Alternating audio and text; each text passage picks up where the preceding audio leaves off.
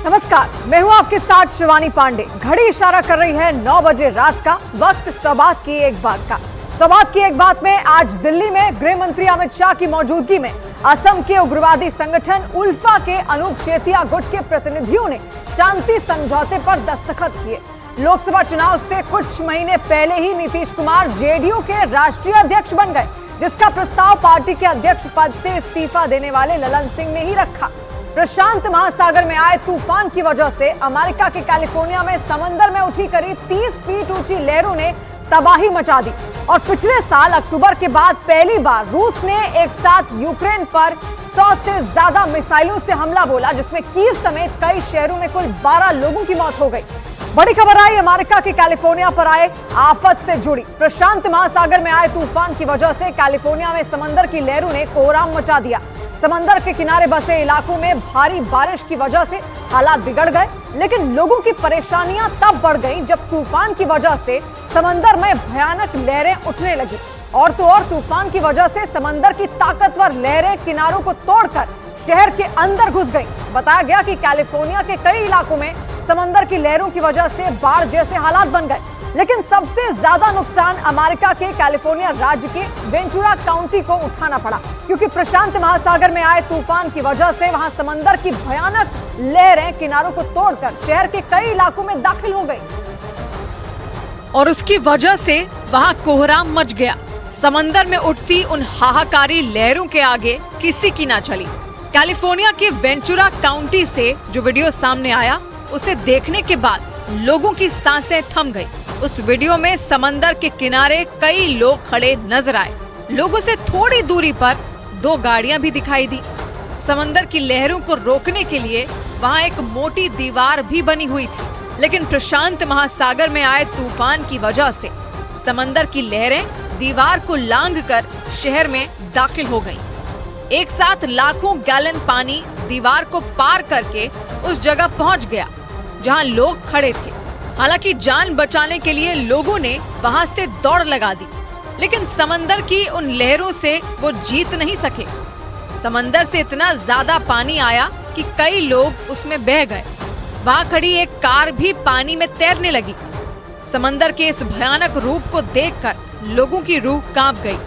देखकर ऐसा लगा जैसे पूरा का पूरा समंदर ही शहर के अंदर दाखिल हो गया हो।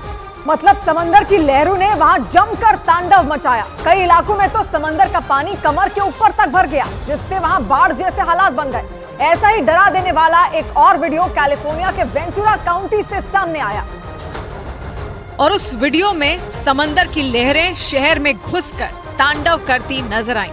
समंदर की इन ताकतवर लहरों के सामने जो कुछ भी आया वो तिनके की तरह बह गया। जो वीडियो सामने आया उसमें समंदर की लहरें तेजी से शहर की तरफ आगे बढ़ती दिखी। उस दौरान वहां कुछ लोग मौजूद थे जो समंदर की लहरों को रोकने के लिए बनाई गई दीवार के इस तरफ खड़े थे। तभी तूफान के असर की वजह से समंदर की एक भयानक लहर दीवार को लांघते हुए शहर में घुस गई। हालांकि समंदर का इरादा भांपकर वहां मौजूद लोग जान बचाने के लिए भाग खड़े हुए, लेकिन समंदर की लहरों ने उनका पीछा नहीं छोड़ा। लोग भागते रहे और समंदर की लहरें उनका पीछा करती रही। देखकर ऐसा लगा जैसे समंदर पूरे शहर को ही निगल जाएगा। वीडियो में समंदर का पानी उस पूरे इलाके में भर गया। शहर के अंदर इतना ज्यादा पानी भर गया कि सड़कों पर खड़ी गाड़ियों के टायर तक डूब गए।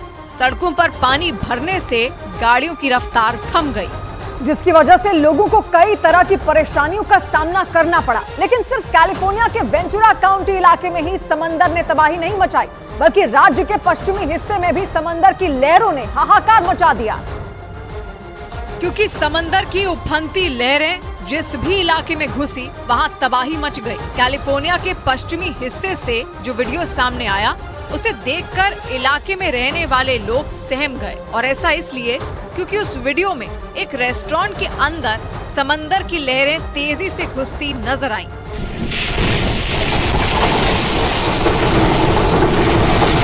जानकारी के मुताबिक ये रेस्टोरेंट कैलिफोर्निया के पश्चिमी हिस्से में मौजूद समंदर के किनारे बसे एक इलाके में है। लेकिन प्रशांत महासागर में तूफान आने की वजह से समंदर की लहरें इस रेस्टोरेंट तक भी पहुंच गई। जो वीडियो सामने आया उसमें रेस्टोरेंट के गेट से समंदर की भयानक लहरें अंदर दाखिल होती दिखाई दी। एक साथ हजारों लीटर पानी रेस्टोरेंट के अंदर आ गया। तूफान के असर की वजह से समंदर में लगातार ऊंची ऊंची लहरें उठती रहीं और उसका पानी रेस्टोरेंट के गेट से तेजी से अंदर घुसता रहा। देखकर ऐसा लगा जैसे समंदर की लहरें इस रेस्टोरेंट को तबाह करके ही मानेंगी, क्योंकि थोड़ी ही देर में मकान का वो पूरा हिस्सा पानी से भर गया। लेकिन लोगों की परेशानियां यहीं खत्म होती नहीं दिख रही, क्योंकि अमेरिका के मौसम विभाग की तरफ से ये आशंका जताई गई कि प्रशांत महासागर में उठे तूफान की वजह से कैलिफोर्निया और दूसरे राज्यों में भारी तबाही मच सकती है। और इसी वजह से कैलिफोर्निया में लोगों को समंदर के किनारे जाने पर पाबंदी लगा दी गई। तूफान के बढ़ते खतरे को देखते हुए उत्तरी कैलिफोर्निया के कई इलाकों को खाली तक करा लिया गया। अमेरिका के मौसम विभाग की तरफ से ये चेतावनी दी गई है कि तूफान के असर की वजह से वहां बड़ी तबाही मच सकती है, क्योंकि जैसे जैसे तूफान नजदीक आ रहा है समंदर की लहरें विकराल होती जा रही हैं। एक रिपोर्ट के मुताबिक उत्तरी कैलिफोर्निया में समंदर में 30 फीट ऊंची लहरें उठ रही हैं। अनुमान ये भी जताया गया कि तूफान के टकराने के बाद समंदर में 40 फीट ऊंची लहरें उठ सकती हैं। लेकिन मौसम विभाग की इस चेतावनी के बाद भी कई लोग उफनती लहरों को देखने के लिए समंदर के किनारे पहुंच गए। तूफान के असर की वजह से समंदर की लहरें किनारे पर मौजूद चट्टानों से टकराती नजर आईं। समंदर में उठती इन लहरों को देखकर ऐसा लगा जैसे ये लहरें पूरे शहर को निगल जाएंगी। उधर लंदन के हीथ्रो एयरपोर्ट पर तूफान के बीच फंसे एक विमान की लैंडिंग के वक्त की डरा देने वाली तस्वीरें सामने आई, जिसमें वो तूफान में फंसकर बुरी तरह लड़खड़ाता दिखाई दिया।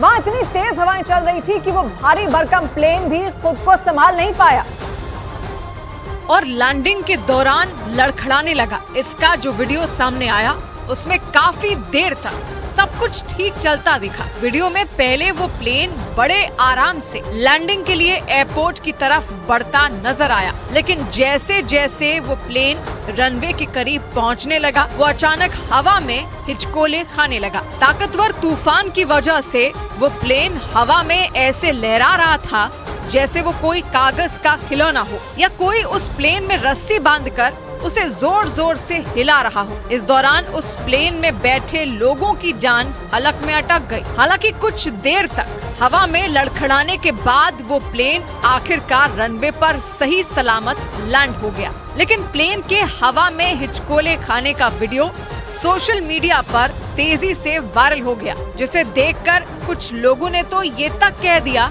कि मानो वो प्लेन हवा में डांस कर रहा हो। लेकिन ये सिर्फ इकलौता प्लेन नहीं था जो इन ताकतवर हवाओं के सामने लड़खड़ाने लगा। उस वक्त लंदन एयरपोर्ट पर जितने भी विमानों ने लैंडिंग की वो इसी तरह लहराते हुए ही वहां उतरे, क्योंकि तूफान की वजह से वहां चलने वाली ताकतवर हवाओं ने कई इलाकों में तबाही मचा दी। तूफान की वजह से ब्रिटेन के कई हिस्सों में तेज हवाओं के साथ जोरदार बारिश भी हुई और उसकी वजह से कई इलाकों में बड़े बड़े पेड़ भी धराशायी हो गए। इसका जो वीडियो सामने आया उसमें वहां चल रही तूफानी हवाओं की वजह से कई पेड़ जोर जोर से लहराते दिखे, जबकि कई पेड़ उन हवाओं के सामने टिक ही नहीं पाए और बीच सड़क पर गिर गए, जिसकी वजह से उस सड़क को ही बंद करना पड़ा। इसके अलावा तूफान के असर को देखते हुए कई हाईवे भी बंद कर दिए गए। ऐसे में वहां सन्नाटा पसरा नजर आया और अगर कुछ रास्ते खुले भी थे तो उन पर इक्का दुक्का गाड़ियां ही चलती दिखी। लगातार बारिश और तूफान की वजह से वहां ट्रैफिक की रफ्तार थम गई और तस्वीरों में वहां की सड़कों पर गाड़ियां रेंगती दिखाई दी, क्योंकि कई रास्तों पर पेड़ गिरे हुए थे तो कई रास्तों पर भारी बारिश की वजह से पानी जमा हो गया था। लेकिन ब्रिटेन में सिर्फ बारिश और तेज हवाओं ने ही लोगों की मुश्किलें नहीं बढ़ाई, बल्कि भारी बारिश के बाद वहां के कई इलाकों में जोरदार बर्फबारी भी हुई और उस बर्फबारी की वजह से लोगों का घरों से निकलना तक मुश्किल हो गया। इसका जो वीडियो सामने आया उसमें चारों तरफ बर्फ की मोटी चादर बिछी नजर आई। जहां तक नजर गई सिर्फ बर्फ ही बर्फ दिखाई दी। सड़कों से लेकर पेड़ों तक बर्फ ने अपना कब्जा जमा लिया। इस दौरान वहां गाड़ियों की लंबी लाइन भी नजर आई और वो गाड़ियां भी बर्फ से पूरी तरह ढक चुकी थी, जिसकी वजह से उन गाड़ियों का सड़कों पर चलना तक मुश्किल हो गया और वो गाड़ियां घंटों वहीं खड़ी रहीं। बताया गया कि वहां हुई बर्फबारी की वजह से कई सड़कों पर बर्फ जमा हो गई। ऐसे में वहां के मौसम विभाग की तरफ से अलर्ट भी जारी कर दिया गया, क्योंकि वहां आए भीषण तूफान और बर्फबारी ने लोगों का जीना मुहाल कर दिया। ब्रिटेन के ज्यादातर हिस्सों में हालात इस कदर बिगड़ गए कि हजारों लोग बिना बिजली के रहने को मजबूर हो गए, जबकि कई इलाकों में पेड़ गिरने की वजह से रास्ते बंद कर दिए गए, क्योंकि वहां चलने वाली हवाओं की रफ्तार इतनी तेज थी कि मानो वो सब कुछ अपने साथ उड़ा ले जाएगी। बताया गया कि ब्रिटेन में आए तूफान की वजह से स्कॉटलैंड और इंग्लैंड में 86 किलोमीटर प्रति घंटे की रफ्तार से हवाएं चल रही थी और उसकी वजह से वहां के कई हिस्सों में हजारों घरों की बत्ती गुल हो गई। इसके अलावा वहां से उड़ने वाली 18 फ्लाइट रद्द कर दी गई, जबकि कई ट्रेनों को भी कैंसिल किया गया। बताया गया कि तूफानी हवाओं की वजह से वहां के कई घरों को भी भारी नुकसान हुआ और उसकी वजह से कई लोग बेघर हो गए। बड़ी खबर आई पश्चिमी अफ्रीकी देश लाइबेरिया से। वहां के शहर टोटोटा में पेट्रोल के एक टैंकर में अचानक आग लगने से आसपास मौजूद 40 से ज्यादा लोगों की जलने से मौत हो गई। इस भयानक हादसे में करीब 100 लोग बुरी तरह झुलस गए। यह हादसा तब हुआ जब सड़क के किनारे पलटे टैंकर से बड़ी संख्या में लोग पेट्रोल लूटने में जुटे थे। इसी दौरान वो टैंकर अचानक आग की भीषण लपटों में गिर गया। पेट्रोल होने की वजह से वहां आग तेजी से फैली और इसी वजह से लोगों को संभलने तक का मौका नहीं मिला। पेट्रोल के उस टैंकर में आग लगने से एक साथ 40 से ज्यादा लोगों की जान चली गई। हादसा इतना भयानक था कि उसे देखकर लोगों की रूह तक कांप गई, क्योंकि सड़क किनारे पलटा वो पेट्रोल टैंकर अचानक आग के धधकते गोले में बदल गया। देखते ही देखते टैंकर आग की भीषण लपटों में घिर गया।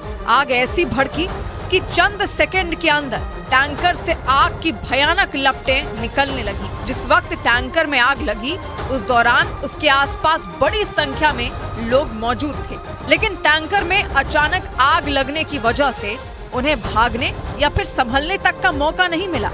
This is a serious problem. Some people will die. ये भीषण हादसा पश्चिमी अफ्रीकी देश लाइबेरिया के एक छोटे से शहर टोटोटा में हुआ। हादसा उस वक्त हुआ जब शहर की एक सड़क के किनारे पेट्रोल से भरा एक टैंकर पलट गया। जानकारी के मुताबिक उस टैंकर में 34,000 लीटर से ज्यादा पेट्रोल भरा था और इसी वजह से टैंकर के पलटते ही आसपास रहने वाले लोगों के बीच पेट्रोल लूटने की होड़ मच गई। लेकिन किसी को इस बात का अंदाजा नहीं था कि पेट्रोल लूटने के चक्कर में टैंकर में आग लग जाएगी और 40 से ज्यादा लोग काल के गाल में समा जाएंगे। और हुआ भी बिल्कुल वैसा ही, क्योंकि जैसे ही टैंकर से पेट्रोल लूटने के लिए लोगों की भीड़ जुटी, वहां किसी वजह से आग लग गई। पेट्रोल की वजह से आग इतनी तेजी से फैली कि लोगों को वहां से भागने तक का मौका नहीं मिला और उसका नतीजा ये हुआ कि पेट्रोल टैंकर में लगी आग की चपेट में आकर कई लोग जिंदा जल गए। इस भयानक हादसे का वीडियो जिस किसी ने भी देखा उसका कलेजा मुंह को आ गया। वीडियो को देखकर लोगों के रोंगटे खड़े हो गए। इस हादसे का जो वीडियो सामने आया उसमें टैंकर में आग लगने के बाद वहां मौजूद लोग जान बचाने के लिए इधर उधर भागते दिखाई दिए। जो लोग पेट्रोल टैंकर से दूर खड़े थे उन्होंने तो जैसे तैसे भागकर अपनी जान बचा ली, लेकिन जो टैंकर के नजदीक खड़े थे उन्हें भागने तक का मौका नहीं मिला। मतलब आग इतनी तेजी से भड़की कि लोग अपनी जगह से हिल तक नहीं पाए और इसी वजह से टैंकर के पास खड़े ज्यादातर लोग आग में जिंदा जल गए। बताया गया कि मरने वालों में महिलाएं और बच्चे भी शामिल हैं, जो सड़क किनारे पलटे हुए टैंकर से पेट्रोल लूटने के लिए वहां जुटे थे। और उसी दौरान वहां आग भड़कने से इतना बड़ा हादसा हो गया। हालांकि इस बात की जानकारी नहीं मिल सकी है कि टैंकर में आग कैसे लगी, लेकिन इस भयानक हादसे की वजह से पूरे इलाके में दहशत फैल गई, क्योंकि आग में बुरी तरह जलने की वजह से कई शवों की पहचान तक नहीं हो सकी। जानकारी के मुताबिक जैसे ही सड़क के किनारे पेट्रोल के टैंकर के पलटने की खबर मिली, वहां बड़ी संख्या में आसपास रहने वाले लोग जमा हो गए। टैंकर में आग लगने से पहले का जो वीडियो सामने आया, उसमें लोगों की भीड़ पलटते हुए पेट्रोल टैंकर को घेर कर खड़ी दिखाई दी। सभी का मकसद सिर्फ और सिर्फ उस टैंकर से किसी भी तरह पेट्रोल निकालना था। कई लोग तो अपनी जान की परवाह किए बिना पेट्रोल लूटने के चक्कर में टैंकर के ऊपर चढ़ गए थे। लेकिन सबसे ज्यादा भीड़ पेट्रोल टैंकर के आगे की तरफ थी। पेट्रोल भरने के लिए कई लोगों के हाथों में प्लास्टिक के डिब्बे भी नजर आए। न सिर्फ बड़े बल्कि पेट्रोल लूटने के लिए वहां छोटे बच्चे और बुजुर्ग भी मौजूद थे। और उसी दौरान पेट्रोल टैंकर में अचानक आग लग गई, जिसके बाद जान बचाने के लिए लोगों के बीच चीख पुकार मच गई। और हादसे की भयावहता का अंदाजा इसी बात से लगाया जा सकता है कि पेट्रोल टैंकर के आसपास मौजूद कई लोगों की आग में जिंदा जलने की वजह से मौत हो गई और जो बचे वो बुरी तरह झुलस गए। और चंद सेकंड के अंदर पेट्रोल टैंकर में लगी आग ने विकराल रूप अख्तियार कर लिया। मतलब आग इतनी भयानक हो गई कि लोग चाहकर भी टैंकर के पास गिरे लोगों को बचाने की हिम्मत तक नहीं जुटा सके। वीडियो में पेट्रोल टैंकर से आग की कई फीट ऊंची लपटें आसमान की तरफ उठती दिखाई दी। इसके अलावा वहां काले धुएं का गुबार उठता रहा, जो पूरे इलाके में फैल गया। पेट्रोल टैंकर में लगी आग को देखकर ऐसा लगा जैसे वहां कोई बम फट गया हो। बताया गया कि टैंकर में लगी आग कई घंटों तक इसी तरह जलती रही। जिस जगह पर टैंकर पलटा था वहां से थोड़ी दूरी पर एक घर भी दिखाई दिया। राहत की बात ये रही कि टैंकर की आग उस घर तक नहीं पहुंची, नहीं तो कुछ और लोगों की जान पर संकट मंडरा सकता था। हालांकि वहां के पुलिस अधिकारियों ने दावा किया कि इस घटना में मरने वालों की संख्या और बढ़ सकती है, क्योंकि घायल लोगों में कई लोगों की हालत गंभीर बनी हुई है। इधर उत्तर प्रदेश के शामली में नगर पालिका परिषद की बैठक में पार्षदों के बीच मारपीट हो गई। वहां करीब 4 करोड़ के विकास कार्यों पर चर्चा चल रही थी, लेकिन देखते ही देखते चर्चा बहस में बदल गई। और ये नौबत आ गई कि पार्षद एक दूसरे पर थप्पड़ बरसाने लगे। ये मारपीट विकास कार्यों पर चर्चा के दौरान हुई और सफेद जैकेट वाला पार्षद पीली जैकेट वाले पार्षद से भिड़ गया। वो दूसरे पार्षद को थप्पड़ मारने लगा। इसके बाद दूसरे पार्षद को भी गुस्सा आ गया। वो कुर्सी पर चढ़ गया और थप्पड़ मारने वाले पार्षद पर टूट पड़ा। लेकिन सफेद जैकेट वाला पार्षद नहीं रुका। उसने पीली जैकेट वाले पार्षद को धक्का दे दिया और फिर तो ऐसी गुत्थम गुत्थी हुई कि आसपास के लोगों के लिए रोकना मुश्किल हो गया, क्योंकि दोनों पार्षदों ने एक दूसरे को पकड़ लिया। वो एक दूसरे को गर्दन से पकड़कर गिराने लगे। इस बीच मुक्कों की बारिश भी होती रही। इन सब के बीच पास खड़े 2 पार्षद झगड़ा रोकने की कोशिश करने लगे, लेकिन एक पार्षद ने मारपीट रोकने के लिए मारपीट का रास्ता अपना लिया। उसने एक दूसरे से जूझ रहे दोनों पार्षदों को अलग करने के लिए उन पर मुक्के बरसा दिए। लेकिन झगड़ा चलता रहा, वो भी तब जब वहां विधायक, नगरपालिका अध्यक्ष और पुलिस तीनों मौजूद थे। झगड़ा शुरू हुआ तो कुछ देर तक तो पार्षद झगड़ा रोकने की कोशिश करते रहे और कुछ पार्षद पीली जैकेट वाले पार्षद को खींचकर एक तरफ ले गए। इस बीच नगर पालिका में मौजूद पुलिस वाले भी बीच बचाव करने लगे। शोरगुल के बीच दोनों पार्षदों को दूर किया गया। इससे पहले जब दोनों पार्षद एक दूसरे को कूद कूद कर मार रहे थे, उस समय पार्षदों के बीच खड़ा एक पुलिस वाला उन्हें रोकने की कोशिश कर रहा था। लेकिन दोनों पार्षद एक दूसरे से ऐसे जूझ रहे थे मानो उन्हें किसी की बात सुनाई ही ना दे रही हो। इस दौरान वहां मौजूद महिलाएं एक कोने में खड़ी ये सारा तमाशा देख रही थी। वो अपनी सीट छोड़कर एक तरफ खड़ी हो गई, क्योंकि थोड़ी देर के लिए नगर पालिका परिषद अखाड़े जैसे लगने लगी थी और वहां 2 पार्षद पहलवानों की तरह अपना दम दिखा रहे थे। और ये सब सिर्फ इसलिए क्योंकि एक पार्षद ने दूसरे पार्षद पर उसे नहीं बोलने देने का आरोप लगाया। और देखते ही देखते नौबत मारपीट की आ गई। ये मारपीट पुलिस और पार्षदों के बीच बचाव से रुक तो गई और सफेद जैकेट वाला पार्षद अपनी सीट पर बैठ गया, लेकिन तभी दूसरा पार्षद तेजी से आया और उंगली दिखाते उससे कुछ कहने लगा। ये देखकर वहीं बैठी एक दूसरी पार्षद खड़ी हो गई। वो पीली जैकेट वाले पार्षद को समझाने लगी। तभी पीछे से एक पुलिस वाला आया। उसने पार्षद का हाथ पकड़ा और खींचकर उसे उसकी कुर्सी तक पहुंचा दिया। इसके बाद दूसरे पार्षद उसे समझाने लगे और बैठने के लिए कहने लगे। काफी समझाने बुझाने के बाद वो पार्षद अपनी सीट पर बैठ गया। इस बीच दूसरे पार्षद को भी पुलिस ने समझाया और उसने हाथ के इशारे से पुलिस से कहा कि वो कुछ नहीं करेगा और इसके थोड़ी ही देर बाद बैठक खत्म कर दी गई। उधर उत्तर प्रदेश के कुशीनगर में कुछ बदमाशों का एक नाबालिग को बुरी तरह पीटते हुए वीडियो वायरल हो गया। उन बदमाशों ने उसे लात घूंसे तो मारे ही, साथ ही चमड़े की बेल्ट से उसकी पिटाई भी की और दहशत फैलाने के इरादे से इसका वीडियो भी बनाया, जिसमें कई लड़के उसे घेर कर उसे एक के बाद एक बेल्ट मारते दिखाई दिए। ये हैवानियत यही नहीं रुकी। उन बदमाशों ने जब उस लड़के को बुरी तरह पीटना शुरू किया तो वो सहम गया।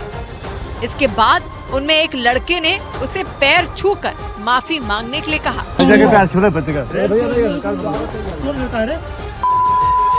हालांकि इस माफी का कोई असर नहीं हुआ, क्योंकि जैसे ही वो लड़का पैर छूने के लिए नीचे झुका, पीछे खड़े कई लड़के उसे पकड़कर टूट पड़े। उनमें एक लड़का तो उसके सिर में लगातार लातें मारता गया। खून नहीं गिरना चाहिए, खून नहीं गिरना चाहिए। 13 साल के उस लड़के को इतनी बेरहमी से पीटने के बावजूद उनका मन नहीं भरा। इसके बाद अधमरे से हो चुके उस लड़के को वो लोग उठाकर एक कमरे में ले गए और इस दौरान उस लड़के की हालत ऐसी हो चुकी थी कि वो खुद चलकर वहां तक नहीं पहुंच सकता था। इसलिए उनमें 2 बदमाशों ने उसके कपड़ों को खींचकर पकड़ा और टिन शेड के उस कमरे में ले जाकर पटक दिया। और वहां पहले से ही एक और लड़का मौजूद था। इसके बाद बारी बारी से उन दोनों लड़कों पर थप्पड़ बरसाए गए और फिर उनमें एक बदमाश ने उस 13 साल के लड़के के कपड़े उतरवाकर उसकी पीठ पर बेल्ट की बारिश शुरू कर दी। इस दौरान उस लड़के ने खुद को बचाने के लिए उठने की कोशिश की तो उनमें एक बदमाश उसकी छाती पर पैर रखकर खड़ा हो गया। इसके बाद उसने दोनों हाथों से उस लड़के के पैर पकड़े और बाकी लोग बेल्ट चलाते गए।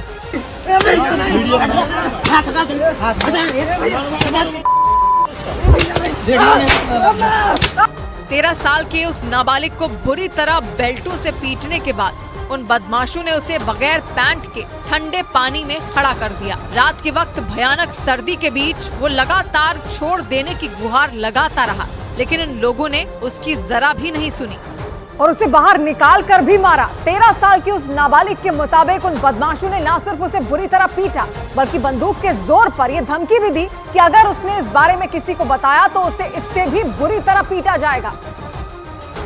और उसने इसी वजह से अपने साथ हुई इस मारपीट की बात किसी को नहीं बताई। हमको बाइक पे बैठाया गया और ले जाके मार पीटेगा, सब बंदूक दिखाएगा, पैन निकाल के मारेगा और पोखरे में डुबा के मारेगा। इस वीडियो के वायरल होने के बाद पुलिस भी एक्शन मोड में आ गई और उसने वीडियो में दिख रहे कुछ लोगों को गिरफ्तार भी कर लिया। 4 अभियुक्तों को गिरफ्तार किया जा चुका है। प्रकरण में अग्रेतर विधिक कार्रवाई की जा रही है। बताया गया कि ये घटना कुछ दिन पहले हुई थी, लेकिन उन बदमाशों ने उस लड़के को ये धमकी दी कि अगर उसने इस बारे में किसी को बताया तो उसे जान से मार दिया जाएगा। हालांकि कुछ दिन बाद जब इसका वीडियो वायरल हुआ तो उसके घर वालों ने पुलिस को जानकारी दी, जिसके बाद पुलिस ने 4 आरोपियों को गिरफ्तार करने के साथ ही बाकी की तलाश भी तेज कर दी। इस बीच बिहार के मोतिहारी में एक फ्लाईओवर के नीचे फंसे एक हवाई जहाज को देखने के लिए लोगों की भीड़ उमड़ पड़ी। वहां कबाड़ हो चुके उस हवाई जहाज को एक लॉरी पर लाद कर ले जाया जा रहा था, लेकिन इसी दौरान वो लॉरी हवाई जहाज समेत उस पुल के नीचे फंस गई, जिसे देखने के लिए वहां सैकड़ों लोगों की भीड़ जमा हो गई। कई लोग तो फ्लाईओवर के नीचे फंसे उस जहाज के साथ फोटो खिंचवाते नजर आए। देखते ही देखते वहां लोगों की भीड़ बढ़ती गई। कबाड़ हो चुका ये हवाई जहाज मोतिहारी के पिपरा कोठी इलाके के पास पुल के नीचे फंस गया। बताया गया कि उसे लॉरी में लादकर असम ले जाया जा रहा था, लेकिन रास्ते में वो पुल से नीचे फंस गया, जिसके बाद उस जहाज को देखने के लिए दूर दूर से लोग वहां पहुंचने लगे। लोगों की भीड़ बढ़ने से वहां ट्रैफिक जैम के हालात बन गए। इस दौरान कई लोग उस हवाई जहाज को बाहर निकालने की तरकीब भी बताते दिखे। हालांकि बाद में पुलिस की मदद से उस हवाई जहाज को वहां से निकाल लिया गया। और इस दौरान करीब 2 घंटे के लिए नेशनल हाईवे बंद हो गया। हालांकि जिस तरह से वो हवाई जहाज पुल के नीचे फंसा हुआ था, उसे वहां से निकालना आसान नहीं था। लोग तरकीब बता कर थक चुके थे, लेकिन कोई भी तरीका काम नहीं आ रहा था। लेकिन आखिर में एक तरकीब काम आ गई, जिसके लिए पहले लॉरी में लगे सभी टायरों से हवा निकाली गई और फिर लॉरी पर लदे उस जहाज को फ्लाईओवर के नीचे से निकाल लिया गया। बताया गया कि उस हवाई जहाज को किसी कबाड़ खरीदने वाले कारोबारी ने मुंबई में हुई एक नीलामी के दौरान खरीदा था, जिसके बाद उसे सड़क के रास्ते मुंबई से असम ले जाया जा रहा था और इसी सफर के दौरान उसे मोतिहारी से होकर निकलना था। लेकिन रास्ते में ही उस फ्लाईओवर के नीचे से निकलने के दौरान उसका एक हिस्सा फंस गया। बड़ी खबर आई जेडीयू में चल रहे सियासी घमासान की खबरों से जुड़ी। लोकसभा चुनाव से कुछ महीने पहले नीतीश कुमार जेडीयू के राष्ट्रीय अध्यक्ष बन गए। दिल्ली में हुई राष्ट्रीय कार्यकारिणी की बैठक में खुद ललन सिंह ने इसका प्रस्ताव रखा। सूत्रों ने खबर दी कि अध्यक्ष पद के फैसले पर 5 दिन पहले ही राष्ट्रीय परिषद और राष्ट्रीय कार्यकारिणी में शामिल नेताओं से साइन करा लिया गया था और राष्ट्रीय कार्यकारिणी की बैठक में औपचारिक तौर पर इसका ऐलान हो गया। और लोकसभा चुनाव से कुछ महीने पहले नीतीश कुमार जेडीयू के राष्ट्रीय अध्यक्ष बन गए। हालांकि इस बात की अटकलें पिछले कई दिनों से लगाई जा रही थी। और जैसे ही नीतीश के जेडीयू का राष्ट्रीय अध्यक्ष बनने की खबर पर मुहर लगी, पार्टी दफ्तर के बाहर जश्न शुरू हो गया। जेडीयू कार्यकर्ता नीतीश के पार्टी अध्यक्ष बनने की खुशी मनाने लगे। उन्होंने एक दूसरे का मुंह मीठा कराया और फिर पार्टी दफ्तर के बाहर नीतीश के समर्थन में नारेबाजी शुरू कर दी।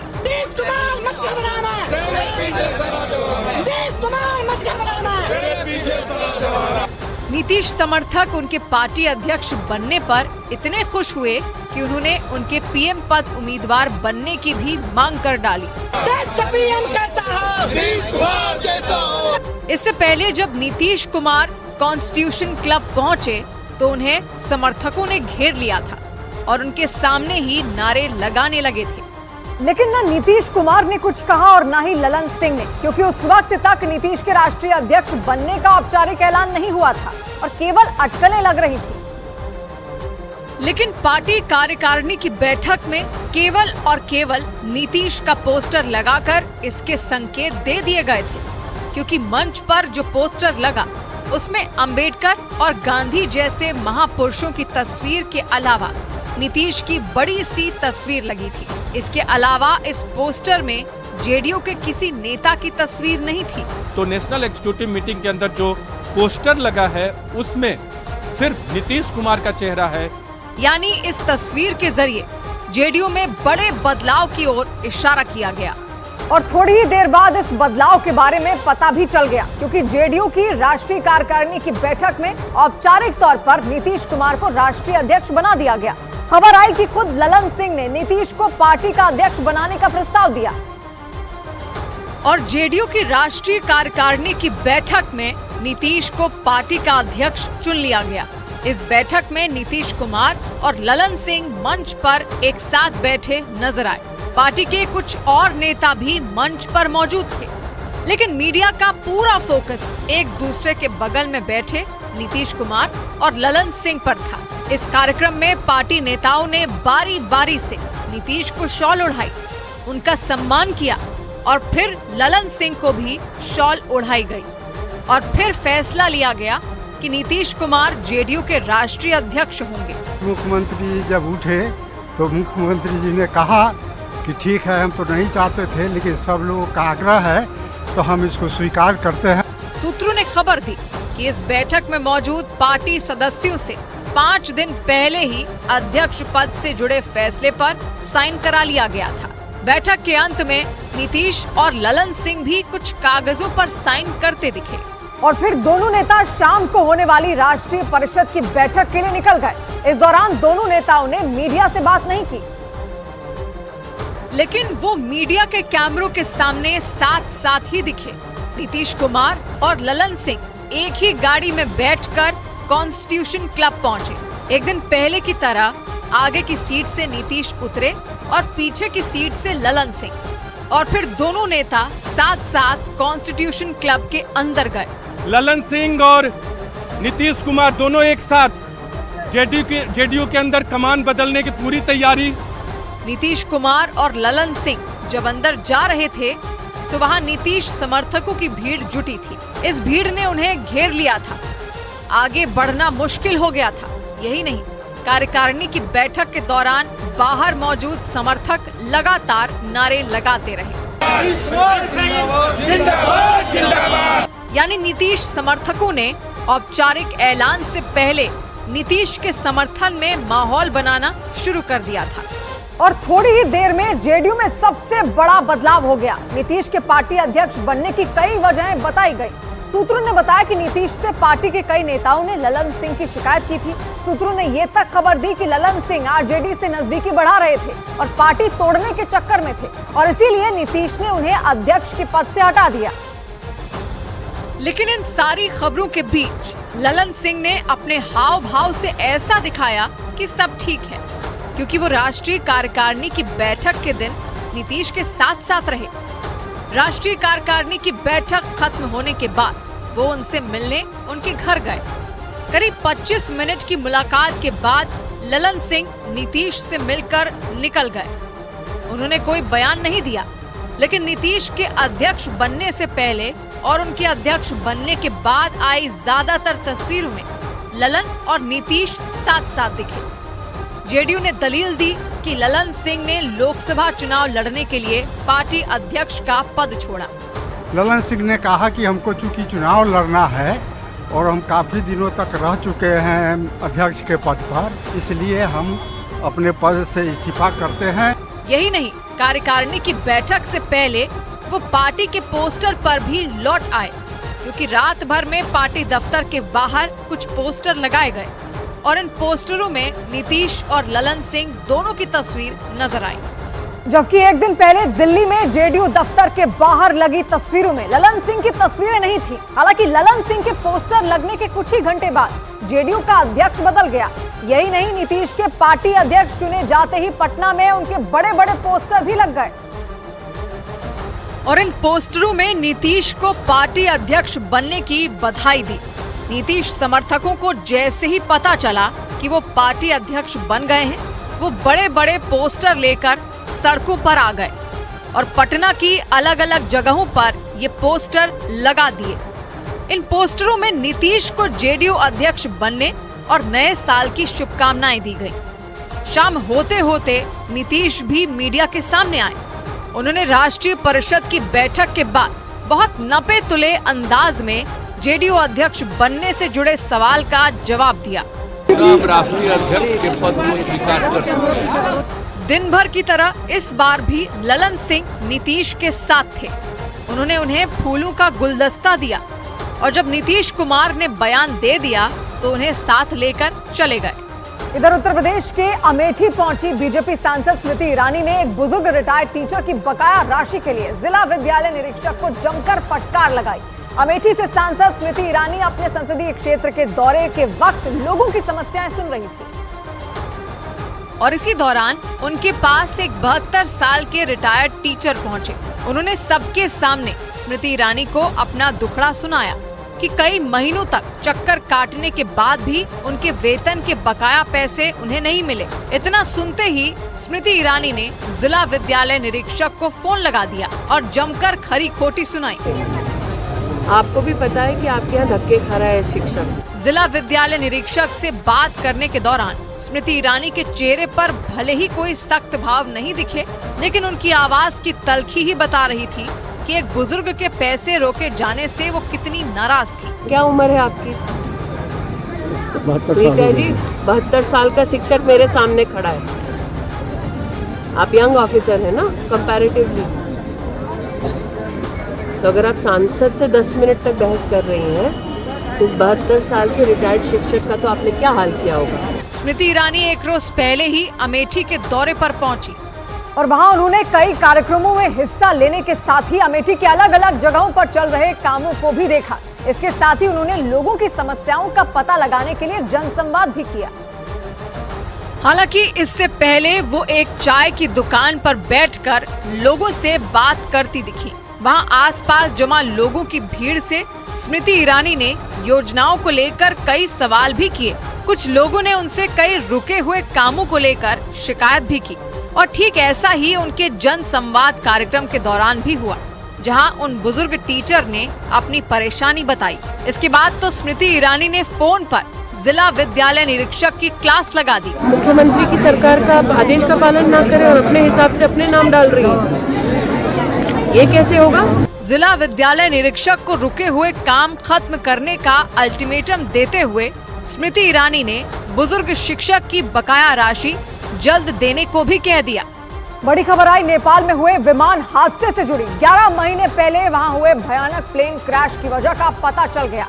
उस हादसे के बाद बनी कमेटी ने अपनी रिपोर्ट में बताया कि पायलट की गलती की वजह से वो हादसा हुआ था।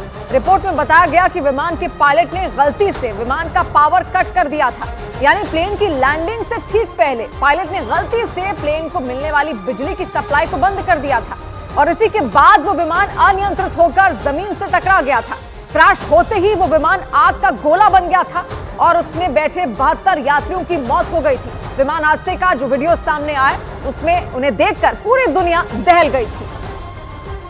और उनमें एक वीडियो तो विमान में बैठे एक यात्री ने ही अपने मोबाइल कैमरे में रिकॉर्ड किया था। वीडियो रिकॉर्ड करने वाले यात्री का नाम सोनू जायसवाल था। वो उत्तर प्रदेश के गाजीपुर से अपने दोस्तों के साथ नेपाल घूमने गए थे। नेपाल में लैंडिंग से ठीक पहले उन्होंने वीडियो बनाना शुरू किया था। वीडियो में सोनू ने पहले खुद को और बाद में विमान में बैठे दूसरे यात्रियों को दिखाया था। इस दौरान वो बेहद खुश नजर आ रहे थे। प्लेन में अब तक सब कुछ ठीक था। सोनू ने अपने मोबाइल कैमरे से विमान के बाहर का नजारा भी दिखाया था। इस दौरान वो और उनके दोस्त बातचीत भी कर रहे थे, लेकिन इसके चंद सेकंड बाद ही अचानक विमान में चीख पुकार मच गई थी।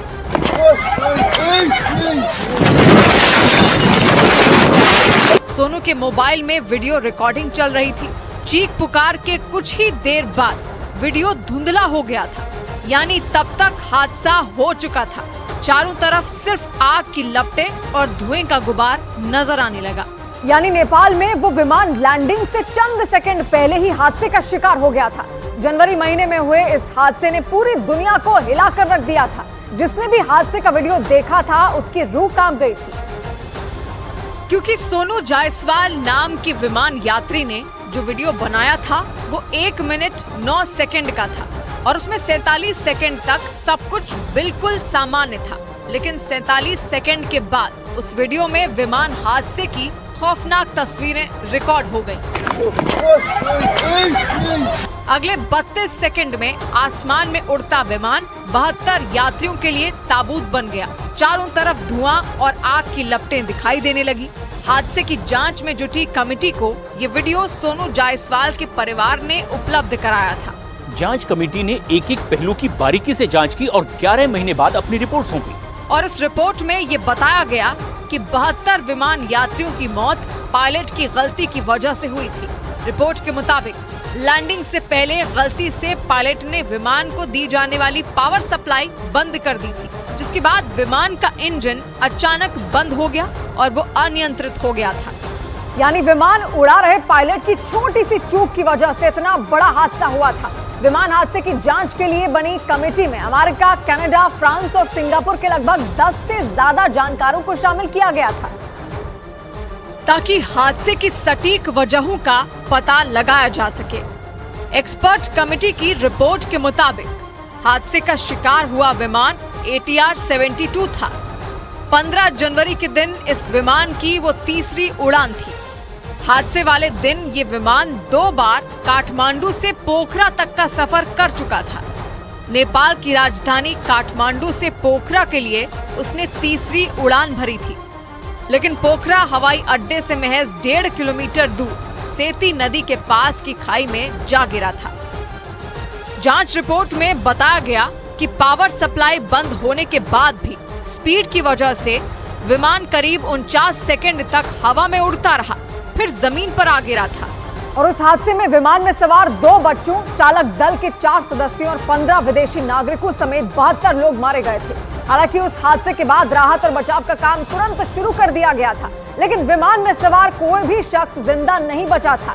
नेपाल में हुए उस हादसे का एक दूसरा वीडियो भी उस वक्त सामने आया था और उस वीडियो में वो विमान पोखरा एयरपोर्ट पर उतरने से पहले बिल्कुल टेढ़ा होता दिखाई दिया था। इसके कुछ ही सेकंड बाद वो सेती नदी के पास की खाई में जा गिरा। हादसे से पहले ये वीडियो किसी ने थोड़ी दूर से बनाया था। वीडियो में दिखा कि विमान हादसे से पहले जमीन से ज्यादा ऊपर नहीं उड़ रहा था। आसमान में उड़ता विमान अचानक टेढ़ा हो गया था। इसके बाद उसके गिरने की आवाज सुनाई दी थी। पोखरा एयरपोर्ट पर लैंडिंग से ठीक 10 सेकंड पहले ये विमान क्रैश हुआ था। इसके बाद हादसे की जगह से धुआं उठता दिखाई दिया था। जगह जगह विमान के जले हुए कुछ हिस्से गिरे मिले थे। हादसे का मंजर देखकर रेस्क्यू के लिए पहुंची टीम के भी होश उड़ गए थे। इस हादसे को बीते 30 साल का सबसे दर्दनाक हादसा बताया गया था। हादसे में 5 भारतीय नागरिकों की भी मौत हो गई थी। बड़ी खबर आई पाकिस्तान में जारी बलोच लड़ाकों के संगठन से जुड़ी। इस बार बलूचिस्तान के संगठन बलूचिस्तान लिबरेशन आर्मी ने एक वीडियो जारी कर पाकिस्तान की सेना और सरकार को खुली चेतावनी दे दी। इस वीडियो में वो बलूचिस्तान से पाकिस्तान की सेना और खासतौर पर चीन को दूर हटने की चेतावनी देते नजर आए। ये वीडियो बलूचिस्तान लिबरेशन आर्मी की आत्मघाती यूनिट मजीद ब्रिगेड ने जारी किया और ये साफ कर दिया कि अगर पाकिस्तान ने बलूचिस्तान से अपने कदम पीछे ना लिए तो ये उसके लिए घाटे का सौदा साबित होगा। बलोच लिबरेशन आर्मी उन लड़ाकों का संगठन है जो बलूचिस्तान के लोगों के हक की लड़ाई लड़ने का दावा करता है और उसके निशाने पर है पाकिस्तानी सेना। इसलिए बलोच लिबरेशन आर्मी के लड़ाकों ने वीडियो जारी कर सीधे सीधे पाकिस्तान को धमका दिया। You will witness a retaliation from Baloch sons and daughters that you will never forget. Pakistan को ये धमकी बलोच लिबरेशन आर्मी की विशेष यूनिट मजीद ब्रिगेड ने दी। बलोच लड़ाकों की ये स्पेशल टुकड़ी आत्मघाती हमलों के लिए जानी जाती है। वीडियो में ये दावा किया गया कि अगर पाकिस्तान वक्त रहते ना संभला तो मजीद ब्रिगेड उसके खिलाफ आर पार की जंग लड़ेगी। और अगर ऐसा हुआ तो पाकिस्तान में कई और आत्मघाती हमले हो सकते हैं।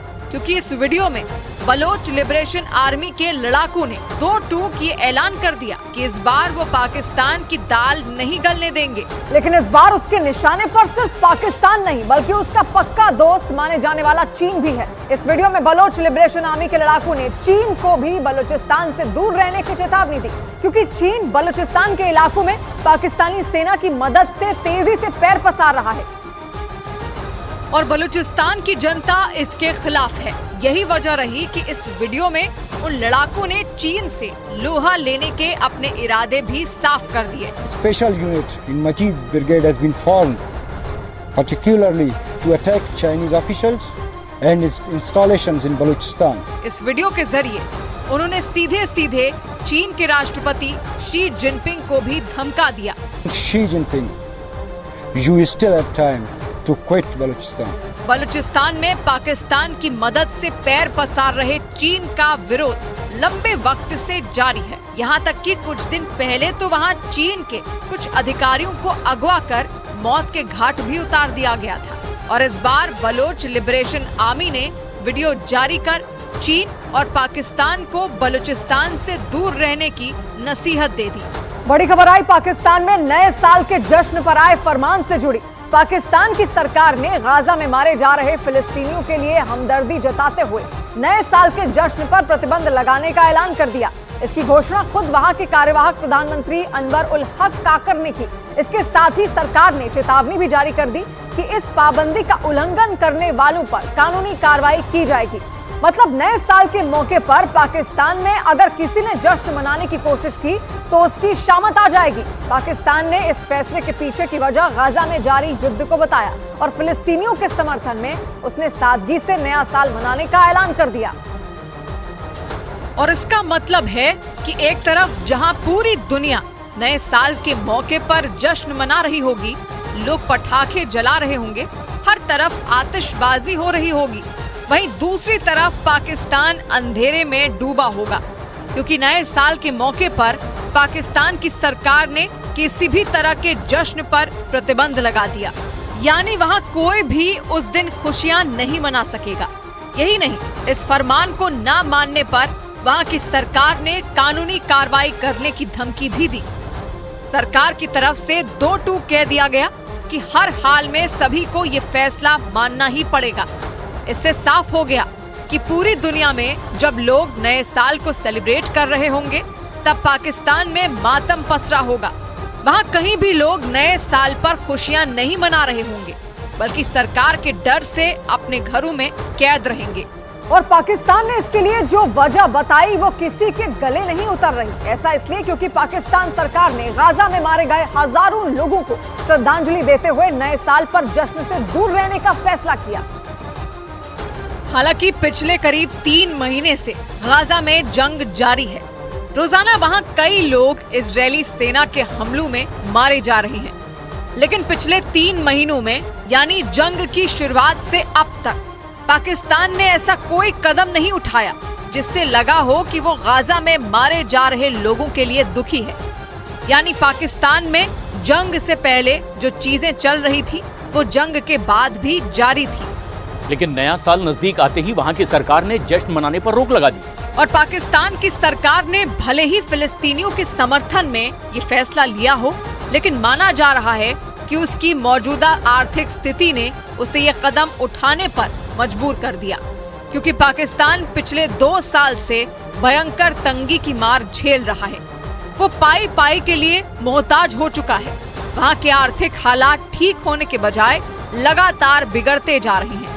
और माना जा रहा है कि इसीलिए पाकिस्तान सरकार ने लोगों को सादगी से नया साल मनाने का फरमान सुना दिया, क्योंकि पाकिस्तान की हालत इतनी खराब हो चुकी है कि वो अपनी बुनियादी जरूरतें भी पूरा नहीं कर पा रहा है।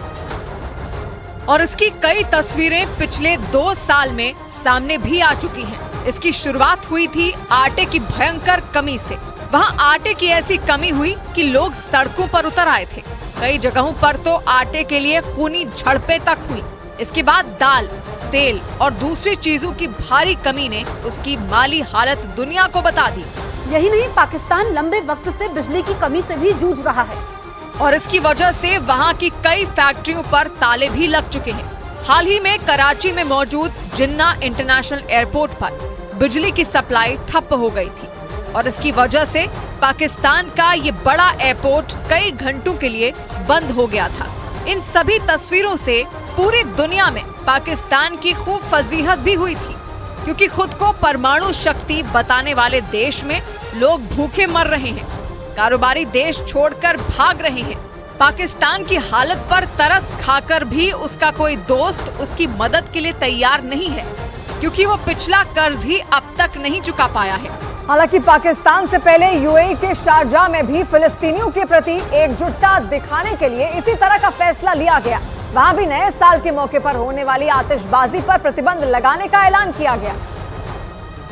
और एक दिन पहले की गई इस घोषणा के मुताबिक शारजाह में भी इस फैसले का उल्लंघन करने पर कार्रवाई की जाएगी। यानी शारजाह में बिना आतिशबाजी के नया साल मनाया जाएगा। अबू धाबी और दुबई के बाद शारजाह यूएई का तीसरा सबसे बड़ा शहर है। हालांकि गाजा में जारी जंग के खिलाफ मुस्लिम देश पहले भी एक सुर में अपनी आवाज बुलंद कर चुके हैं। पिछले महीने ही इस मुद्दे पर 57 मुस्लिम देशों के संगठन OIC की एक अहम बैठक सऊदी अरब में बुलाई गई थी। उस दौरान मुस्लिम देशों ने शिया और सुन्नी जैसे कट्टर मुद्दों को भी भुलाकर एक साथ आने की पूरी कोशिश की थी, लेकिन बाद में ईरान और सऊदी अरब के बीच वो सहमति नहीं बन पाई थी जिसकी उम्मीद की जा रही थी।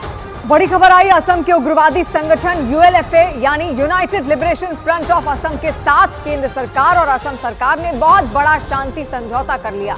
दिल्ली में केंद्रीय गृह मंत्रालय में यूएलएफए के अनूप चेतिया गुट के प्रतिनिधियों ने शांति समझौते पर दस्तखत किए।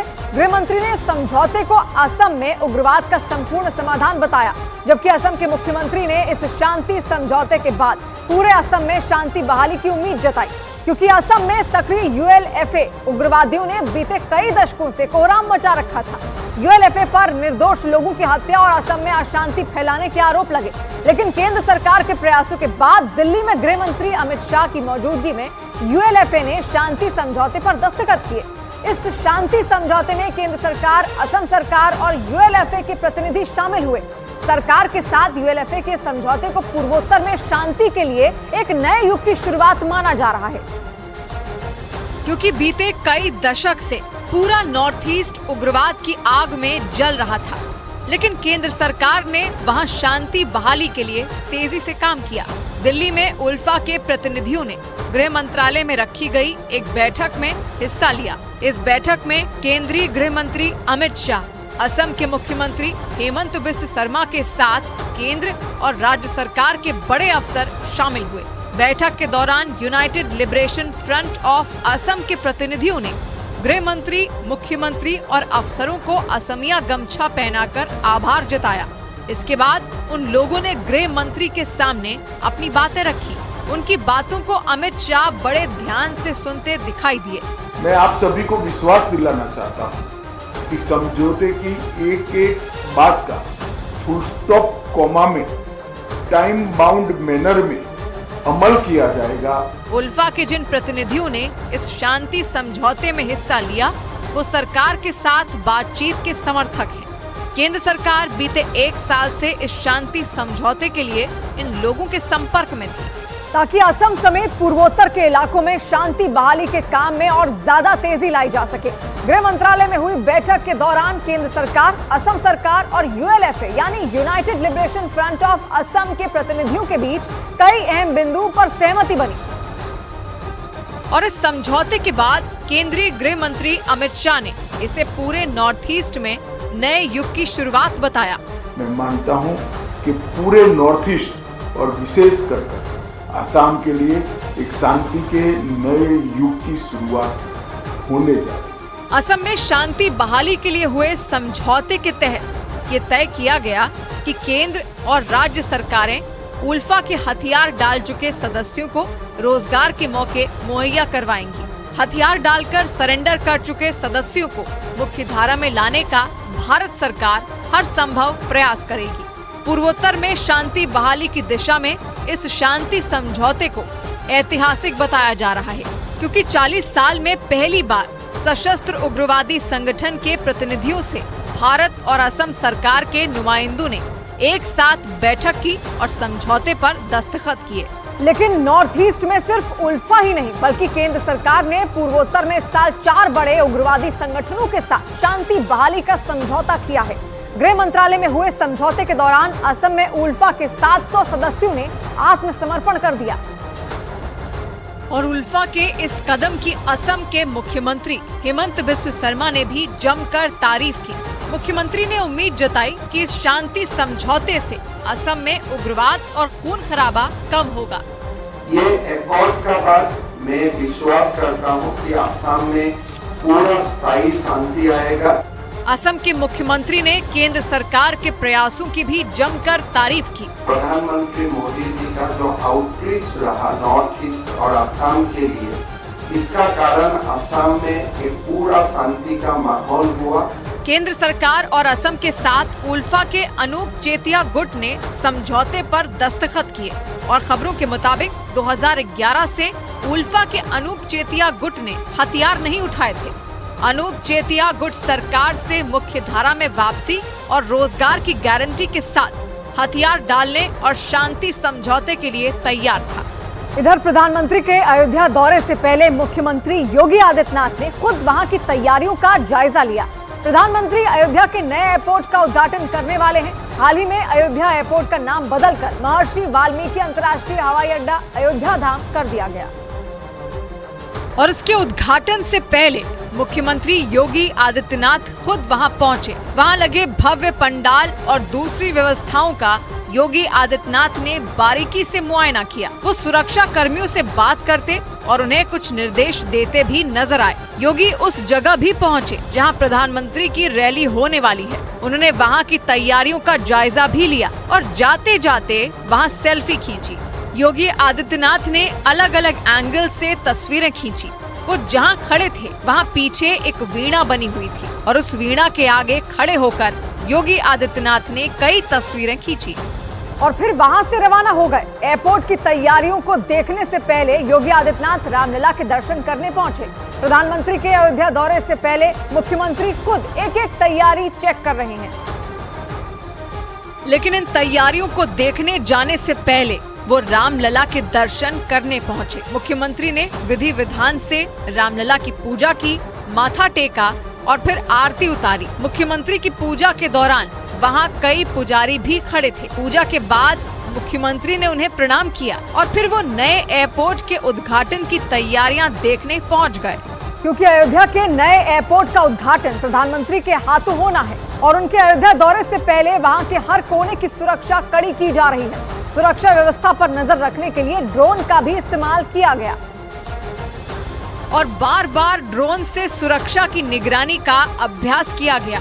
सुरक्षा कर्मियों ने ये ड्रोन लता मंगेशकर चौक से रामपथ और धर्मपथ पर उड़ाया, क्योंकि प्रधानमंत्री रोड शो इन्हीं रास्तों से गुजरेगा। इस वक्त हम धर्मपथ पर हैं और जहां यहीं से प्रधानमंत्री नरेंद्र मोदी का रोड शो की शुरुआत होगी और ये जो रोड शो है इसी रास्ते से धर्मपथ से होकर जाएगा।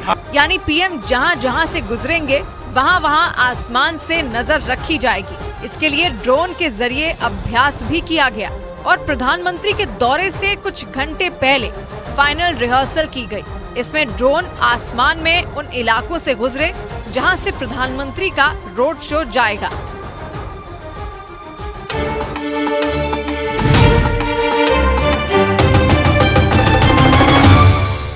It's time to break free. Break away to the greens. Start again and just let it all go. With JK Tyre's Ranger 80. JK Tyre, total control. ये नया इंडिया, नए नजरिए का इंडिया, जहां लोगों का नंबर 1 भरोसा बनता है वो जो उनके मुद्दे, उनकी आवाज निडर होकर उठाता है। लोगों की नंबर 1 पसंद बनता है वो जो सिर्फ रफ्तार नहीं जिम्मेदारी पर भी विश्वास रखता है। देश का नंबर 1 न्यूज चैनल बनता है वो जो देश हित और जनहित दोनों को सर्वोपरि समझता है। न्यूज़ 18 इंडिया, नए इंडिया का नया number 1 news channel. It's time to break free. Break away to the greens. Start again and just let it all go. With JK Tyre's Ranger 80. JK Tyre, total control. खबर आई America के California पर आए आफत से जुड़ी। प्रशांत महासागर में आए तूफान की वजह से कैलिफोर्निया में समंदर की लहरों ने कोहराम मचा दिया। समंदर के किनारे बसे इलाकों में भारी बारिश की वजह से हालात बिगड़ गए, लेकिन लोगों की परेशानियां तब बढ़ गईं जब तूफान की वजह से समंदर में भयानक लहरें उठने लगी। और तो और तूफान की वजह से समंदर की ताकतवर लहरें किनारों को तोड़कर शहर के अंदर घुस गईं। बताया गया कि कैलिफोर्निया के कई इलाकों में समंदर की लहरों की वजह से बाढ़ जैसे हालात बन गए, लेकिन सबसे ज्यादा नुकसान अमेरिका के कैलिफोर्निया राज्य के वेंचुरा काउंटी को उठाना पड़ा, क्योंकि प्रशांत महासागर में आए तूफान की वजह से वहां समंदर की भयानक लहरें किनारों को तोड़कर शहर के कई इलाकों में दाखिल हो गई और उसकी वजह से वहां कोहराम मच गया। समंदर में उठती उन हाहाकारी लहरों के आगे किसी की ना चली। कैलिफोर्निया के वेंचुरा काउंटी से जो वीडियो सामने आया उसे देखने के बाद लोगों की सांसें थम गई। उस वीडियो में समंदर के किनारे कई लोग खड़े नजर आए। लोगों से थोड़ी दूरी पर 2 गाड़ियां भी दिखाई दी। समंदर की लहरों को रोकने के लिए वहां एक मोटी दीवार भी बनी हुई थी, लेकिन प्रशांत महासागर में आए तूफान की वजह से समंदर की लहरें दीवार को लांघकर शहर में दाखिल हो गईं। एक साथ लाखों गैलन पानी दीवार को पार करके उस जगह पहुंच गया जहां लोग खड़े थे। हालांकि जान बचाने के लिए लोगों ने वहां से दौड़ लगा दी। लेकिन समंदर की उन लहरों से वो जीत नहीं सके। समंदर से इतना ज्यादा पानी आया कि कई लोग उसमें बह गए। वहाँ खड़ी एक कार भी पानी में तैरने लगी। समंदर के इस भयानक रूप को देखकर लोगों की रूह कांप गई। देखकर ऐसा लगा जैसे पूरा का पूरा समंदर ही शहर के अंदर दाखिल हो गया हो। मतलब समंदर की लहरों ने वहां जमकर तांडव मचाया। कई इलाकों में तो समंदर का पानी कमर के ऊपर तक भर गया, जिससे वहां बाढ़ जैसे हालात बन गए। ऐसा ही डरा देने वाला एक और वीडियो कैलिफोर्निया के वेंचुरा काउंटी से सामने आया।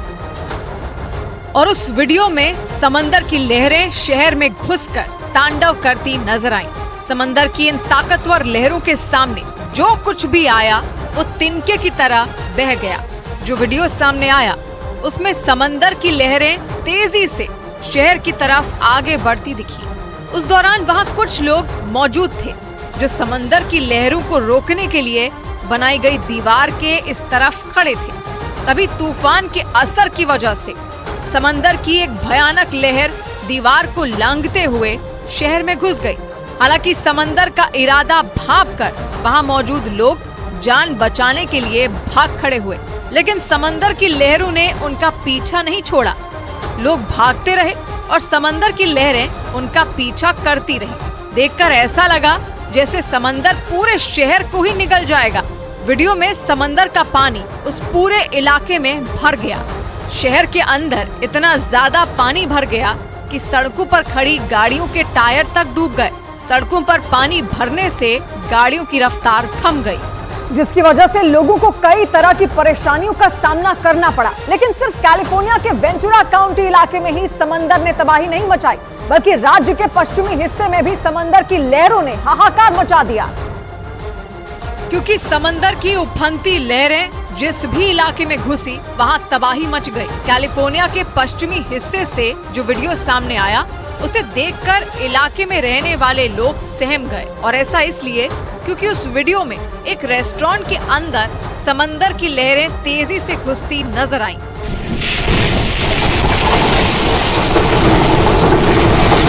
जानकारी के मुताबिक ये रेस्टोरेंट कैलिफोर्निया के पश्चिमी हिस्से में मौजूद समंदर के किनारे बसे एक इलाके में है। लेकिन प्रशांत महासागर में तूफान आने की वजह से समंदर की लहरें इस रेस्टोरेंट तक भी पहुंच गई। जो वीडियो सामने आया उसमें रेस्टोरेंट के गेट से समंदर की भयानक लहरें अंदर दाखिल होती दिखाई दी। एक साथ हजारों लीटर पानी रेस्टोरेंट के अंदर आ गया। तूफान के असर की वजह से समंदर में लगातार ऊंची ऊंची लहरें उठती रहीं और उसका पानी रेस्टोरेंट के गेट से तेजी से अंदर घुसता रहा। देखकर ऐसा लगा जैसे समंदर की लहरें इस रेस्टोरेंट को तबाह करके ही मानेंगी, क्योंकि थोड़ी ही देर में मकान का वो पूरा हिस्सा पानी से भर गया। लेकिन लोगों की परेशानियां यहीं खत्म होती नहीं दिख रही, क्योंकि अमेरिका के मौसम विभाग की तरफ से ये आशंका जताई गई कि प्रशांत महासागर में उठे तूफान की वजह से कैलिफोर्निया और दूसरे राज्यों में भारी तबाही मच सकती है। और इसी वजह से कैलिफोर्निया में लोगों को समंदर के किनारे जाने पर पाबंदी लगा दी गई। तूफान के बढ़ते खतरे को देखते हुए उत्तरी कैलिफोर्निया के कई इलाकों को खाली तक करा लिया गया। अमेरिका के मौसम विभाग की तरफ से ये चेतावनी दी गई है कि तूफान के असर की वजह से वहां बड़ी तबाही मच सकती है, क्योंकि जैसे जैसे तूफान नजदीक आ रहा है समंदर की लहरें विकराल होती जा रही हैं। एक रिपोर्ट के मुताबिक उत्तरी कैलिफोर्निया में समंदर में 30 फीट ऊंची लहरें उठ रही हैं। अनुमान ये भी जताया गया कि तूफान के टकराने के बाद समंदर में 40 फीट ऊंची लहरें उठ सकती हैं। लेकिन मौसम विभाग की इस चेतावनी के बाद भी कई लोग उफनती लहरों को देखने के लिए समंदर के किनारे पहुंच गए। तूफान के असर की वजह से समंदर की लहरें किनारे पर मौजूद चट्टानों से टकराती नजर आईं। समंदर में उठती इन लहरों को देखकर ऐसा लगा जैसे ये लहरें पूरे शहर को निगल जाएंगी।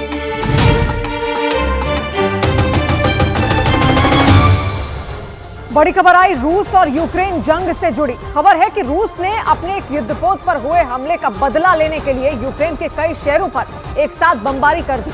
न्यूज एजेंसी रॉयटर्स के मुताबिक रूस की फौज ने वहां सैकड़ों खतरनाक ड्रोन और मिसाइलों के जरिए कोहराम मचा दिया। इन हवाई हमलों में वहां दर्जनों इमारतें तहस नहस हो गई और 12 लोगों के मारे जाने की खबर सामने आई। रूस के ताबड़तोड़ हमलों ने यूक्रेन की राजधानी कीव समेत उसके कई शहरों में दहशत फैला दी और रूस का ये जबरदस्त एक्शन क्राइमिया में उसके युद्धपोत पर हुए हमले के 3 रोज बाद दिखाई दिया, क्योंकि यूक्रेन की सेना ने मिसाइल हमले में रूस के उस ताकतवर जंगी जहाज के चीथड़े उड़ाने के दावे किए थे और माना जा रहा है कि उसी का बदला लेने के लिए पुतिन की फौज ने यूक्रेन के कई शहरों पर एक साथ कहर बरपा दिया, जिसकी रोंगटे खड़ी कर देने वाली तस्वीरें भी सामने आई। यूक्रेन की राजधानी कीव से आए वीडियो में एक खतरनाक मिसाइल कई मंजिला ऊंची इमारत के परखचे उड़ाती नजर आई। बिजली की रफ्तार से आई उस मिसाइल ने इमारत के ऊपरी हिस्से पर जोरदार प्रहार किया, जिसकी वजह से वहां भीषण विस्फोट होता दिखाई दिया। मिसाइल के इमारत से टकराते ही उसके ऊपरी हिस्से पर एक विशालकाय आग का गोला नजर आया, जो बाद में काले गाढ़े धुएं में तब्दील हो गया। खौफ से भर देने वाला ये वीडियो एक दूसरी इमारत में मौजूद शख्स ने अपने मोबाइल फोन में रिकॉर्ड कर लिया। लेकिन रूस के इस हमले ने आसपास के लोगों को खौफ से भर दिया, क्योंकि दावा किया गया कि इस ताकतवर एयर स्ट्राइक के बाद जो धमाका हुआ उसे कई किलोमीटर दूर तक सुना गया, जिसकी वजह से आसपास के इलाकों के लोग भी डर के मारे सहम गए। इस हमले में उस इमारत का एक बड़ा हिस्सा पूरी तरह बर्बाद हो गया और हमले के बाद की जो तस्वीरें सामने आई उनमें हर तरफ सिर्फ और सिर्फ तबाही नजर आई। मिसाइल गिरने के बाद उस इमारत की कई मंजिलों में भीषण आग लग गई, जिसकी वजह से पूरा इलाका धुआं हो गया। इमारत की आसपास की सड़कों पर हर तरफ मलबा बिखरा दिखाई दिया। बताया गया कि जिस इमारत पर रूसी मिसाइल गिरी उसके आसपास की कई इमारतों की खिड़कियों के शीशे भी चकनाचूर हो गए। रॉयटर्स के मुताबिक रूस की सेना ने कीव और उसके आसपास के इलाकों पर इस तरह के 2 दर्जन से ज्यादा हवाई हमले किए, जिनमें 2 लोगों की मौत हो गई और 15 से ज्यादा लोग घायल हो गए। और पुतिन की फौज के निशाने पर सिर्फ यूक्रेन की राजधानी ही नहीं रही, बल्कि उसने यूक्रेन के आधा दर्जन से ज्यादा शहरों में कोहराम मचा दिया, जिसमें यूक्रेन के पूर्वी हिस्से से लेकर पश्चिमी इलाकों तक प्रहार किए गए। यूक्रेन की सेना के एक अधिकारी ने तो यहाँ तक दावा कर दिया कि जंग की शुरुआत के बाद रूस की फौज ने यूक्रेन पर यह सबसे बड़ा हवाई हमला कर दिया, जिसमें खतरनाक मिसाइलों के साथ साथ बड़े पैमाने पर आत्मघाती ड्रोन हमले भी किए गए। और यूक्रेन के जिन शहरों पर रूस का बारूद बरसा उनमें राजधानी कीव के साथ साथ खार्किव, नीप्रो, जापोरिजिया, ओडेसा और लीव शामिल हैं। यूक्रेन का लीव शहर उसके पश्चिमी इलाके में पोलैंड की सीमा के करीब मौजूद है। रूस की सेना ने वहां यूक्रेन के एक अहम सैन्य ठिकाने को मिट्टी में मिलाने का दावा किया, लेकिन यूक्रेन ने रूस पर उसके आबादी वाले इलाकों को टारगेट करने का आरोप लगाया और दावा किया गया कि रूस के इन भीषण हमलों में यूक्रेन के अलग अलग शहरों में 12 लोगों की मौत हो गई और 60 से ज्यादा लोग घायल हो गए। लेकिन रूस के हमलों के दौरान यूक्रेन की सेना भी हाथ पर हाथ रखकर बैठी नहीं रही, बल्कि उसने भी रूस को बड़ा झटका देने का दावा किया, क्योंकि रॉयटर्स के मुताबिक क्राइमिया में रूस के जंगी जहाज पर हमले के बाद से ही यूक्रेन की सेना अलर्ट मोड पर थी।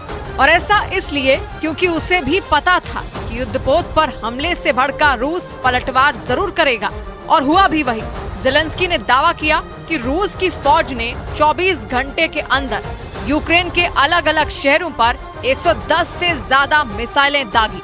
इसके अलावा आत्मघाती ड्रोन के जरिए भी अटैक किए, लेकिन यूक्रेन की फौज ने रूस के ज्यादातर हवाई हमलों को अपने एयर डिफेंस सिस्टम की मदद से नाकाम करने का दावा किया।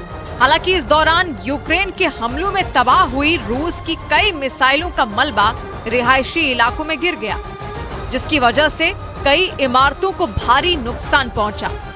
कीव से आए एक वीडियो में मिसाइल का मलबा गिरने के बाद एक फैक्ट्री में भीषण आग लग गई।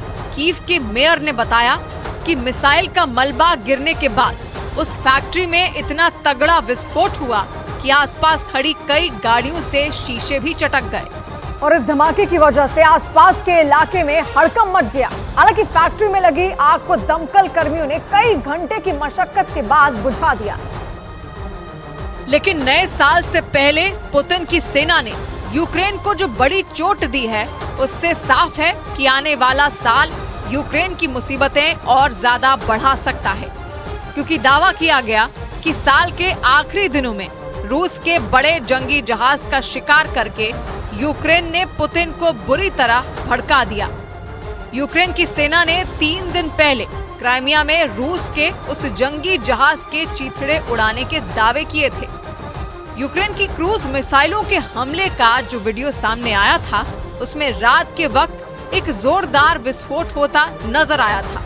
उस भीषण धमाके को देखकर ऐसा लगा जैसे वहां कोई ज्वालामुखी फट पड़ा हो।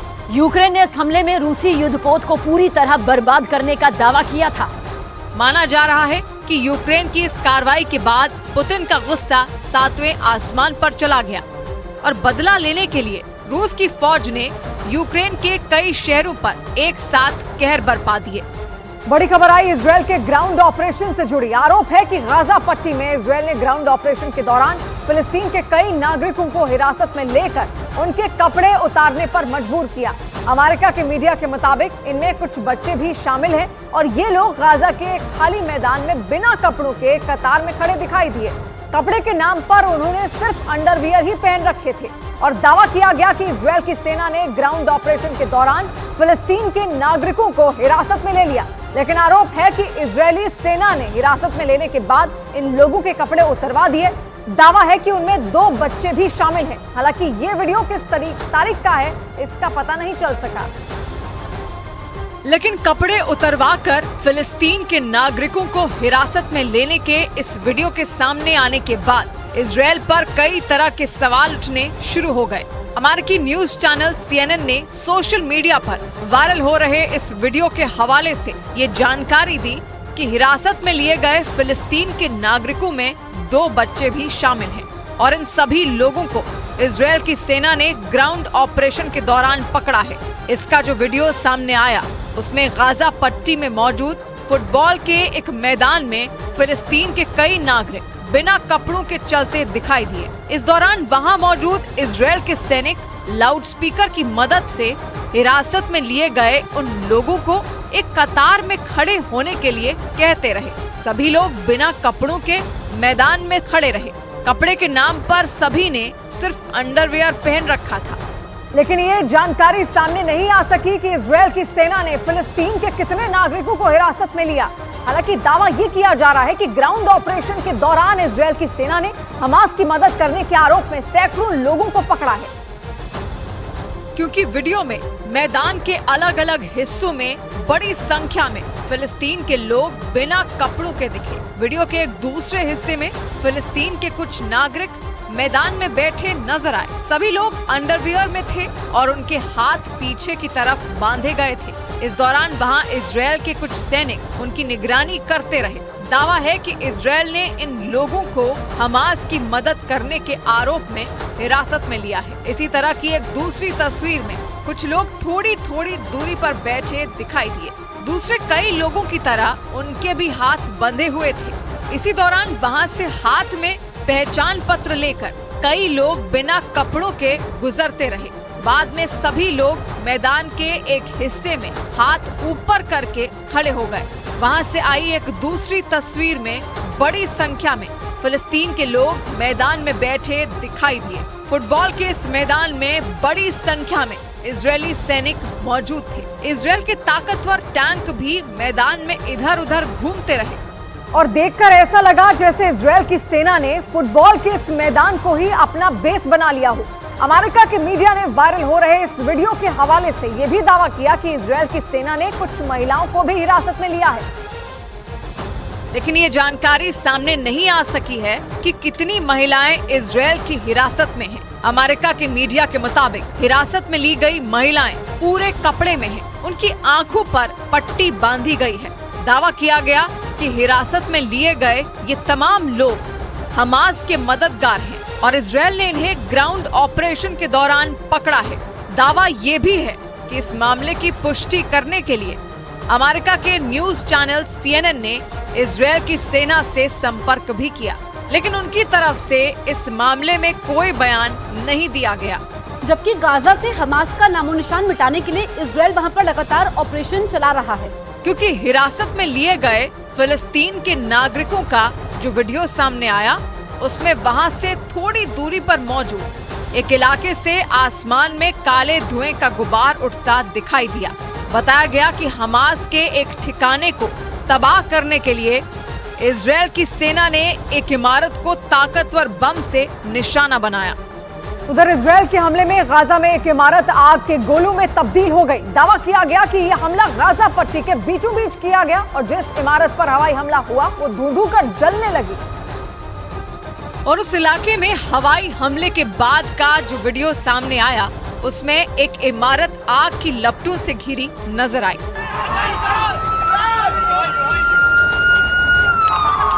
हमले के तुरंत बाद ही वहां भगदड़ मच गई और लोग भागते नजर आए। एक तरफ वो इमारत आग में धधक रही थी, तो दूसरी तरफ पूरे इलाके में सायरन की आवाज भी गूंज रही थी।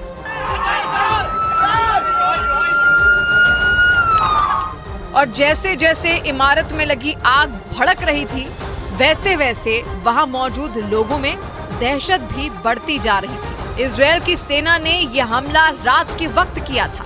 ऐसे में उस इलाके से लोगों को भगाने का मौका नहीं मिला, लेकिन फिर भी जिसे मौका मिला वो अपनी जान बचाने के लिए भागता नजर आया। थोड़ी ही देर में हमले की खबर मिलते ही वहां फायर ब्रिगेड की टीम पहुंची और उस इमारत में लगी आग को बुझाने की कोशिश शुरू की गई। लेकिन इस इमारत में लगी आग को बुझा पाना उतना आसान नहीं था। आग पर काबू पाने के लिए कई घंटे की मशक्कत करनी पड़ी और जब आग बुझी तो वहां तबाही के कई और निशान देखने को मिले, क्योंकि वो इमारत आग में पूरी तरह से जल चुकी थी और जर्जर भी हो चुकी थी। इमारत के चारों तरफ मलबा बिखरा हुआ था और जब रेस्क्यू टीम उस इमारत के अंदर दाखिल हुई तो वहां धुआं भरा हुआ था, जिसकी वजह से उन्हें सांस लेने में भी दिक्कत हो रही थी। और अंधेरे की वजह से उस इमारत के अंदर एक एक कदम आगे बढ़ाना किसी खतरे से कम नहीं था। फिर भी उस इमारत के अंदर टॉर्च की रोशनी में रेस्क्यू ऑपरेशन चलाया गया और वहां मलबे में फंसे लोगों की तलाश की गई। बिल्डिंग के अंदर घुसे लोगों ने एक एक कोना खंगाला, तो इमारत के बाहर भी घायलों को अस्पताल पहुंचाने के लिए एम्बुलेंस की व्यवस्था की गई थी। इजरायल की सेना के हवाई हमले में सिर्फ एक इमारत को ही नुकसान नहीं पहुंचा था, वहां हुए हमले में कई इमारतें जमींदोज हो चुकी थी, जिसकी वजह से पूरा इलाका ही खंडहर नजर आ रहा था। चारों तरफ बिखरे पड़े मलबे और अंधेरे की वजह से रेस्क्यू ऑपरेशन चलाना भी किसी चुनौती से कम नहीं था। लेकिन इसके बावजूद रेस्क्यू टीम मलबे में फंसे लोगों को खोजने की जद्दोजहद करती दिखी। वहीं इस हमले के बाद फिलिस्तीन ने एक बार फिर इजरायल पर गंभीर आरोप लगाया और कहा कि इजरायल की सेना ने उस इमारत को जानबूझकर निशाना बनाया। जबकि इजरायल की सेना का दावा है कि उस इलाके में हमास के लड़ाके छिपे हुए थे और उसी वजह से कई दिन पहले ही लोगों को वो इलाका और उस इमारत को भी छोड़ने के लिए कहा गया था। और जब टैंक उस इलाके के पास पहुंचे तो एक बार फिर से लोगों को अलर्ट किया गया, लेकिन बार बार कहने के बावजूद भी लोग उस इलाके से नहीं गए। ऐसे में वहां हमास के लड़ाकों के छिपे होने की आशंका और बढ़ गई, क्योंकि इजरायल का दावा है कि हमास के लड़ाके आबादी वाले इलाकों में छिपकर वहां रहने वाले लोगों को ढाल बना रहे हैं। और दावों के मुताबिक उसी वजह से इजरायल की सेना ने उस इलाके पर बम बरसाए और हर जगह तबाही मचा दी। दावों के मुताबिक हवाई हमले में कई लोग घायल हो गए, जिन्हें अस्पताल में भर्ती कराया गया। जबकि हमले के बाद लापता हुए लोगों को ढूंढने की कोशिश लगातार जारी रही। दूसरी तरफ रफा इलाके में भी एक खंडहर हो चुकी इमारत में टॉर्च की रोशनी में रेस्क्यू ऑपरेशन चलाया गया, क्योंकि लोगों के मुताबिक एक बच्ची मलबे में दबी हुई थी। और जब रेस्क्यू टीम ने उस जगह पहुंचकर अपना काम शुरू किया, वहां से टूटे हुए इमारत के हिस्से हटाए गए, तो उन्हें एक मासूम बच्ची नजर आई। जैसे ही बच्ची दिखी और उसके रोने की आवाज सुनाई दी तो रेस्क्यू ऑपरेशन और तेज कर दिया गया और उसके आसपास जमा मलबे को हटाकर बच्ची को सुरक्षित बाहर निकाला गया, जिसके बाद रेस्क्यू टीम का एक सदस्य बच्ची को गोद में उठाकर अस्पताल की तरफ दौड़ता नजर आया। उसके साथ कुछ और लोग भी दौड़ते नजर आए। दावों के मुताबिक उस बच्ची को कुवैती अस्पताल ले जाया गया, जहां बच्ची की हालत को देखते हुए डॉक्टरों ने फौरन उसका इलाज शुरू कर दिया। बच्ची की हालत खतरे से बाहर बताई जा रही है। इस साल के आखिरी कारोबारी सत्र में भारतीय शेयर बाजार सीमित दायरे में रहा। इस दौरान सेंसेक्स और निफ्टी दोनों गिरावट के साथ बंद हुए। हालांकि मिड कैप और स्मॉल कैप शेयरों में खरीदारी देखने को मिली। वहीं ऑटो, मेटल, एफएमसीजी और रियल्टी सेक्टर के शेयरों में भी तेजी रही। लेकिन एनर्जी, आईटी और बैंकिंग सेक्टर के शेयरों में मुनाफा वसूली देखी गई, जिससे बॉम्बे स्टॉक एक्सचेंज का सेंसेक्स 170 अंक गिरकर 72,240 पर बंद हुआ, जबकि निफ्टी 47 अंक टूटकर 21,731 के स्तर पर पहुंच गया। और शेयर बाजार की खबर तो आपको कई जगह मिल जाएगी, लेकिन शेयर बाजार का एक्सपर्ट आपको बनाएगा सिर्फ मनी कंट्रोल प्रो। शब्द कहाँ बेमानी होंगे, बस अनकही कहानी होंगे। शब्द कहाँ बेमानी होंगे, बस अनकही कहानी होंगे। सौभाग्य की एक बात कही अश्विनी ने, दिल का ताड़ बना सकते जो लोग वही ज्ञानी होंगे। तो मिलते हैं कल, घड़ी जब इशारा करेगी 9 बजे रात का वक्त होगा सौभाग्य की एक बात का।